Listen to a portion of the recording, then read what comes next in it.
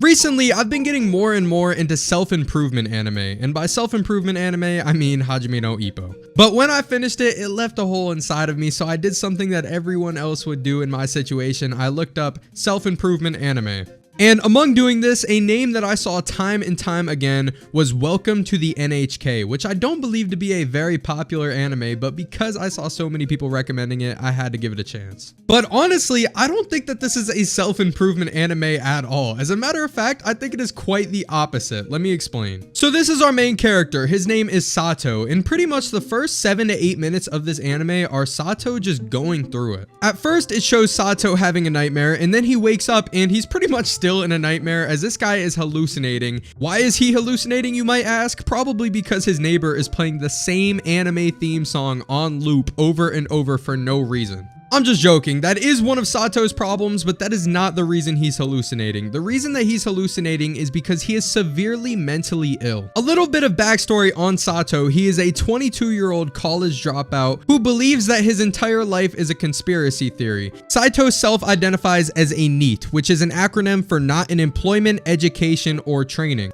Furthermore, he also self-identifies as a hikikomori, which is pretty much Japanese slang for shut-in. Sato has been a shut-in since he dropped out of high school, so pretty much this guy has the brain of someone who has been in solitary confinement for multiple years. As Sato is trying to karate chop a beer bottle for some reason, all of a sudden his doorbell rings. The only reason that Sato even considers answering the door is because he thinks it is the person behind his electric bill. But when he looks through the peephole, he sees a woman that he finds attractive, only to find out he got baited as an old lady pops out from behind the door.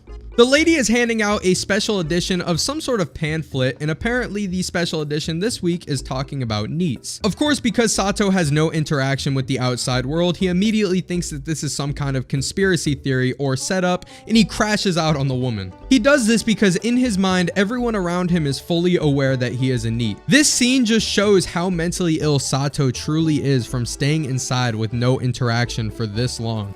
After the older lady walks away, Sato peeks out his door to make sure that she's gone, and he sees the younger lady still staring at the door to his apartment. Sato then thinks in his mind, I don't need you to tell me what to do. I already know what to do. I need to go get a job so that people aren't thinking that a NEET lives here, because once again, he is so convinced that everyone knows his situation. In his words, if he goes and gets a job, maybe that girl won't think he's so weird. Maybe she'll just think he's taking a day off from work. We then see Sato leaving his apartment, and he's on his way to try to get a job at a manga cafe, but on his way there, we once again see him being extremely paranoid as he keeps repeating the line in different ways. I came by because I heard you guys were short-staffed. But when he arrives at the manga cafe, he sees none other than the girl from earlier working there, and he panics and says some stupid things, and then we see Sato end up right back in his room. The girl then shows up at Sato's door and drops a letter into his weird door mailbox that we don't have in the United States. Sato doesn't go many places, but he does go to a park at night occasionally. And this letter says, you have been selected for a special program. I need you to show up at the park at 9 p.m. Now, what I just explained to you was the entire first episode of Welcome to the NHK. As you could imagine, by a show following the life of a shut-in, this show makes very little progress in a lot of time. This is one of many reasons why I believe this to be probably the most depressing anime that I have ever seen.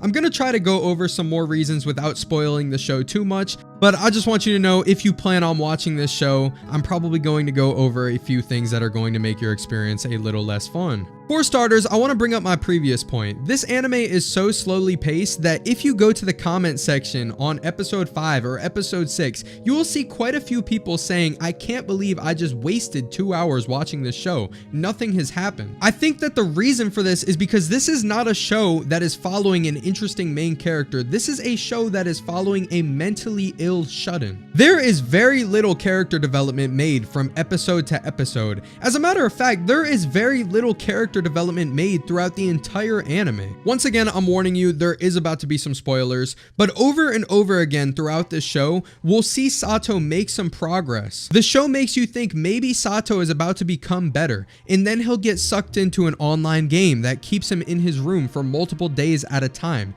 The last tidbit of information that I have to give before I go more into depth is that the letter that the girl gave Sato was an invitation to the park so that she could help him become less of a recluse.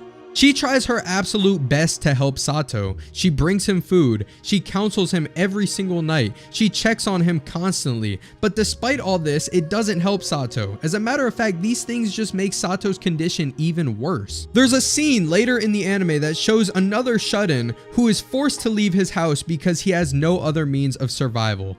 Sato does not have to deal with this thanks to the fact that the girl is constantly bringing him food. Sato also does not have to get a job because his parents are supplying him with an allowance to pay his rent. So not only does Sato not want to leave the house, but he has absolutely no reason to.